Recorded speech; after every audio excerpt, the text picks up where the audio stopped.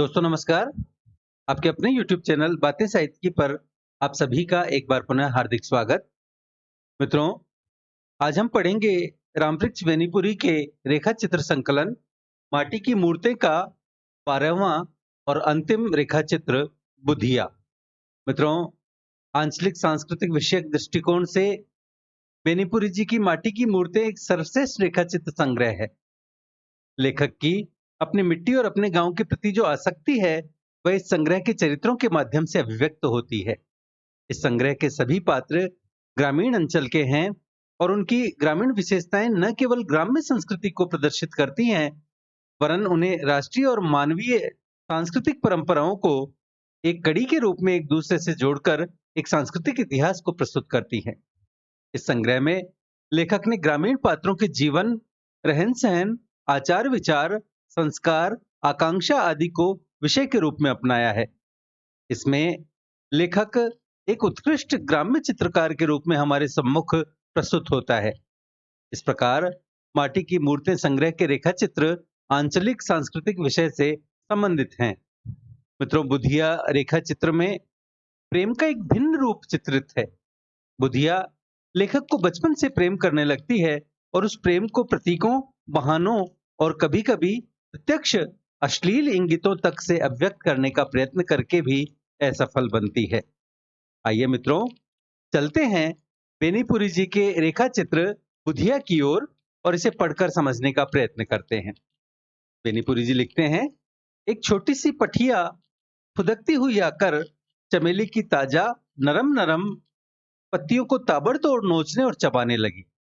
मित्रों, पठिया बकरी या गाय के मादा जवान बच्चे को कहते हैं जिसने अभी तक कोई बच्चा न जना हो, अथवा पठिया हृष्ट पुष्ट तथा नौजवान स्त्री को भी कहा जाता है। उस दिन तक मुझमें वह कलात्मक प्रवृत्ति नहीं जगी थी कि उस नन्हे खूबसूरत जानवर का वह फुदकना, अपने लंबे कानों को फटफटाते हुए पत्तियों का वह नोचना, फिर चौकन्नी आंखों से इधर उधर देखते हुए लगातार मुंह चलाना और जब तब शायद माँ की याद में मैं चिल्ला उठना, मैं विस्मय विमुग्ध होकर देखता सुनता रहता। मित्रों, यहाँ पठिया से तात्पर्य बकरी से है। उस दिन तो सबसे बड़ी ममता थी उस चमेली पर, जिसकी कलम मैं दूर के गांव से लाया था, जिसे मैंने अपने हाथों रोपा और सींचा था और जिसकी एक एक पत्ती निकलते देखकर मैं फूला नहीं समाता था। इस छोटी सी दुष्ट पठिया ने सब सत्यानाश में मिला दिया। मैं गुस्से में चूर उसे मारने दौड़ा। वह हिरन के बच्चे सी छलांग लेती भागी। मैं पीछे लगा। मत मारिए बाबू, यह बुधिया थी। बुधिया एक छोटी सी बच्ची, 7-8 साल से ज्यादा की क्या होगी। कमर में एक रंगे की खंडुकी लपेटे, एक रंगा अर्थात एक रंग वाला या एक रूप खंडुकी लपेटे, जिसमें कितने पैबंद लगे थे। मित्रों, पैबंद छिद्र छिपाने के लिए प्रयुक्त कपड़े का छोटे सा टुकड़ा होता है। किसी वस्त्र आदि के फटे हुए अंश को बंद करने या ढकने के लिए चकती के रूप में लगाया जाता है, जिसमें कितने पैबंद लगे थे और जो मुश्किल से उसके घुटने के नीचे पहुंचती थी। समूचा शरीर नंग धड़ंग गर्द गुबार से भरा, सांवले चेहरे पर काले बालों की लटें बिखरी, जिनमें धूल तो साफ थी और जुएं भी जरूर रही होंगी। एक नाक से पीला नेटा निकल रहा। मित्रों, नेटा नाक का मेल, रेंट, नकटा अथवा नाक से निकलने वाले कफ या बलगम को कहा जाता है।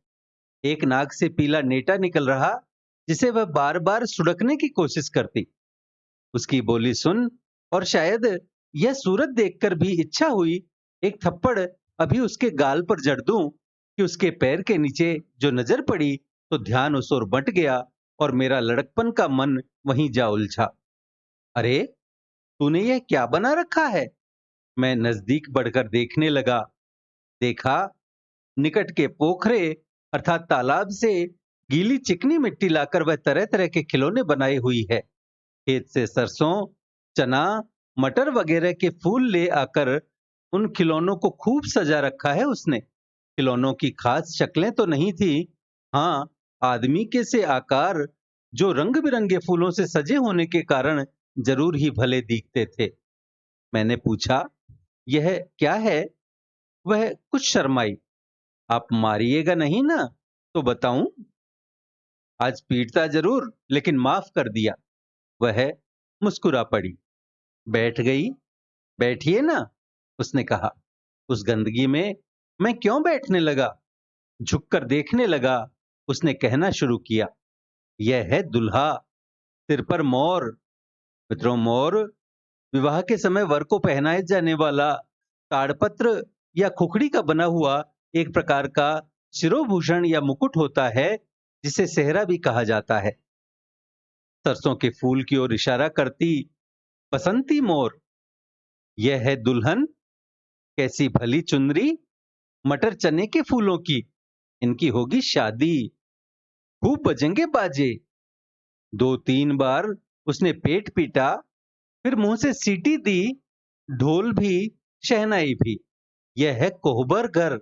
मित्रों, कोहबर उस स्थान या घर को कहते हैं जहां विवाह के समय कुल देवता स्थापित किए जाते हैं तथा विवाह से संबद्ध कई प्रकार की रस्में जहां संपन्न की जाती है। यह है कोहबर घर, धूल से चौकोर घेर कर बनाया। यह है फूल सेज, आम के हरे पत्तों पर कुछ फूल बिखरे। इस पर सोएंगे दोनों और मैं गाऊंगी गीत। वह कुछ गुनगुनाने लगी, गाती, झूमती। कुछ देर तल्लीन मैं देखा सुना किया, फिर मेरा ध्यान अपनी चमेली की ओर गया। दौड़ा, एक एक पत्ती गिनता, अफसोस करता, पठिया को जिंदा चबाने की कस्में खाता, बुधिया को गालियां देता। मित्रों, यह अंश था बुधिया के बचपन का। अगले अंश में उसकी जवानी के दिनों को बताया गया है। मालिक, जरा घास में हाथ लगा दीजिए ना। सिर नीचा किए, किसी बात पर मन ही मन तर्क वितर्क करता, मैं गांव से उत्तर की उस सड़क पर शाम को हवाखोरी कर रहा था। हवाखोरी कर रहा था अर्थात टहल रहा था कि यह आवाज सुन सिर उठाकर देखा। झुटपुटा अर्थात थोड़ा थोड़ा अंधेरा हो जाने का समय हो चला था। सड़क के नीचे खेत में एक युवती सी खड़ी मालूम हुई। घास का गट्ठर उसके पैरों के नीचे बगल में पड़ा था। मैं झल्ला उठा। उसकी शोखी पर अर्थात उसकी चपलता पर या गुस्ताखी पर क्रोध आया। मैं अब शहरी आदमी हूं, साफ कपड़े पहनता, गंवई के लोगों की गंदगी से दूर रहने की कोशिश करता। फिर मैं घसवाहा चरवाहा थोड़े हूं जो घास के गट्ठर उठाता फिरूं। गांव में ऐसा कौन है जो मुझसे ऐसा कहने की जरूरत करे? लेकिन देखिए इसे, जिसने उठा दीजिए ना, फिर आवाज आती है। मैंने घूरकर उसके चेहरे को देखा, आकृति और आवाज में तारतम्य बिठलाया। अरे, यह तो बुधिया है। जवान हो गई। इतनी जवान, इतना जल्द? इधर उधर देखा, कोई नहीं। शाम हो रही है, बेचारी को कौन उठा देगा? द्रवीभूत हो मैंने घास के गट्ठर में हाथ लगा दिए। वह गट्ठर लिए झूमती चली गई। उसी समय एक ठहाका सुनाई पड़ा और थोड़ी देर में जगदीश मेरे नजदीक पहुंच चुका था। आखिर आपको भी इसने फंसाया? जगदीश की आंखों में शरारत थी, आवाज में व्यंग्य। फिर उसने मानो बुधिया पुराण कहना शुरू किया। अब बुधिया पैबंद वाली बुधिया नहीं है। अब उसकी चूनर का रंग कभी मलिन नहीं होता। उसकी चोली सिवाई पट्टी का दर्जी सीता है। माना वह रोज घास को आती जाती है, लेकिन उसके हाथ में ठेले की क्या बात, आप घिस्से भी नहीं पाएंगे। ठेले अर्थात हाथों में काम करते करते जो आंटन पड़ जाती है, जो हथेली का कुछ हिस्सा कड़क हो जाता है, उसे ठेले कहा जाता है। और घिस्से अर्थात रगड़, उसके हाथ में ठेले की क्या बात, आप घिस्से भी नहीं पाएंगे। रंग वही सांवला है, लेकिन उसमें गड्ढे के सड़े पानी की मुर्दनी नहीं है। मित्रों, मुर्दनी आकृति के उस विकार को कहते हैं जो मरने के समय या मृत्यु के कारण होता है, अथवा मुख पर प्रकट होने वाले मृत्यु के चिन्ह को मूर्धनी कहा जाता है, लेकिन उसमें गड्ढे के सड़े पानी की मूर्धनी नहीं है। कालिंदी अर्थात यमुना का कलकल छलछल है, जिसके कूल पर अर्थात किनारे पर कितने ही गोपाल वंशी टेरते, कितने ही नंदलाल रासलीला का स्वप्न देखते। बुधिया जिस सरेह में निकल जाती, सरेह अर्थात राह या सीमा, जिस सरेह में निकल जाती जिंदगी तरंगे लेती। उसके बालों में चमेली का तेल चपचप करता है, उसकी मांग में टकही टिकुली चमचम करती है। टकही अर्थात टके भर की या सस्ती, और टिकुली अर्थात बिंदी। इसी वृंदावन में एक थे गोपाल, हजार थी गोपियां। यहाँ एक है गोपी और हजार गोपाल। इन गोपालों को एक ही नाथ में नाथ कर नचाने में बुधिया को जो मजा आता, वह उस गोपाल को सहस्र फण काली के नाथ ने और उसके फन पर नाचने में भी कहाँ मिला होगा।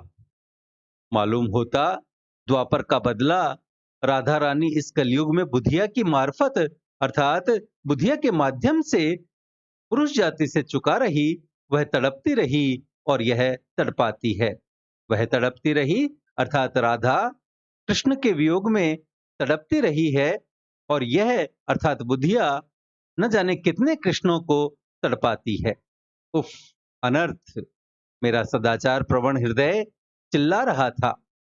सदाचार प्रवण अर्थात सदाचार से नम्र अथवा विनीत हृदय चिल्ला रहा था, और मैं सिर नीचा किए उस अंधेरे में घर की ओर लौट रहा था। जगदीश ने दूसरी राह पकड़ी थी। थोड़ी दूर जाने पर गांव के नजदीक पहुंचते पहुंचते मुझे ऐसा लगा कि मेरी बगल से जैसे शरीर छूता हुआ कोई सन्न से निकल गया। मेरी गर्दन आपसे आप पीछे मुड़ी। माफ कीजिए, यह दूसरा कसूर हुआ। वह ठिठक कर खड़ी हुई, बोली। वह बुधिया थी। मैं जल उठा। बदमाश, बदचलन! सुनकर सहमने सकुचाने के बदले वह ठठाकर हंस पड़ी और निधड़क नजदीक आकर कहने लगी, बाबू, याद है मेरी पठिया? आपकी चमेली चर गई थी। अंधेरे में भी बत्ती सी चमक उठी, अर्थात वह हंस उठी। बदमाश, भाग, चल! निस्संदेह उस समय मेरा चेहरा लाल अंगार बन रहा होगा, और वह दुल्हा, वह दुल्हन, वह कोहबर, वह फूल सेज और वह गीत, गीत सुनिएगा बाबू। और तब बुधिया विद्यापति के किसी पद को गुनगुनाती है। सजनी चल्ली हूँ पीऊ घर ना, जाइता ही लागू परम डरना। वह गाते गाते भागी, हंसती इठलाती। उफ, कैसी बेशर्म, बेहया! मैं क्या क्या न बड़बड़ाया किया, और दूर दूर से उसके ठहाके की आवाज आ रही थी। तो मित्रों, यह अंश बुधिया की जवानी का था। अगले भाग में हम बुधिया की वृद्धावस्था, उसकी दीनता का दृश्य देखेंगे। बेनीपुरी जी लिखते हैं, गेहूं की कटनी हो रही थी। मेरे भाई ने कहा, भैया, आज मजदूर ज्यादा होंगे, लूट लेंगे, जरा खेत चलिएगा। बस आपको सिर्फ खड़ा भर रहना है, काम तो आप होगा। उनमें जो कहीं बची बचाई किसानी वृत्ति है, उसने नए काम के नए अनुभव के कौतूहल से मिलकर मुझे खेत में ला खड़ा किया। एक पहर रात से ही, जिसमें गेहूं की पक्की बालियां डंठल से ही झड़ न जाएं, चांदनी चांदनी में जो कटनी हो रही थी, वह खत्म हो चली थी। बोझे बांधे जा रहे थे।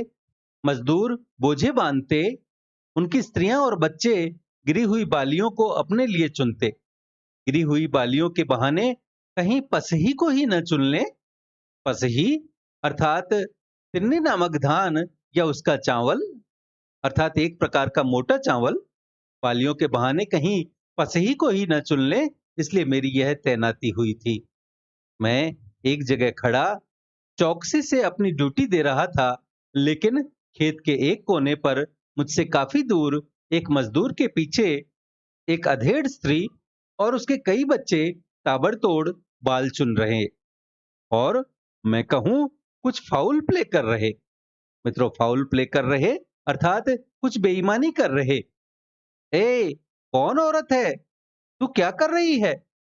मेरी ऊंची आवाज को औरत ने जैसे सुनकर भी नहीं सुना। हाँ, उसका मर्द शायद उसे डांट रहा था, ऐसा लगा। एक बार, दो बार, तीन बार। अपनी अवज्ञा देख गुस्से में चूर मैं उस ओर बढ़ा। मुझे उस ओर बढ़ते देख उसके चारों बच्चे, जो 6 वर्ष की उम्र में अंदर के ही होंगे, उस स्त्री के समीप आ गए। छोटे ने, जो 1.5 वर्ष का होगा, गुड़ुक कर उसके पैर पकड़ लिए। कुछ अलग ही से मैंने डांटा, तू क्या कर रही है रे? हाथ से चुनने का काम जारी रखते हुए ही झुके झुके उसने मुंह फेर कर मेरी ओर देखा और बोली, सलाम बाबू। हैं? यह कौन? अरे बुधिया, यह वही बुधिया है जो कभी खंडुकी पहने थी, कभी जिसकी चूनर नहीं मलिन होती थी। उफ, यह क्या हुआ? उसका वह बचपन, उसकी वह जवानी, और यह, हाँ, बुढ़ापा ही तो है। फटा कपड़ा, चोली का नाम नहीं, बाल बिखरे, चेहरा सूखा, गालों के गड्ढे, आंखों के कोटर, और तो और जो कभी अपनी गोलाई, गठन और उठान से नौजवानों को पागल बनाते, उसके वे दोनों जवानी के फूल, अर्थात उसके स्तन, जब वह झुकी बाल चुन रही है, बकरी के थन से लटक रहे, निर्जीव, निस्पंद। बुधिया? हाँ बाबू। मुंह फेर कर उसने मेरी ओर सूखी मुस्कुराहट से देखा और अपने काम में लगी रही। तब तक उसका आदमी बोझे बांध चुका था। उसने पुकारा, जरा इधर आ, हाथ लगा दे। बुधिया बाल चुनना छोड़ तनकर खड़ी हुई और मेरी ओर देख फिर एक हल्की मुस्कुराहट ले उस ओर बढ़ी।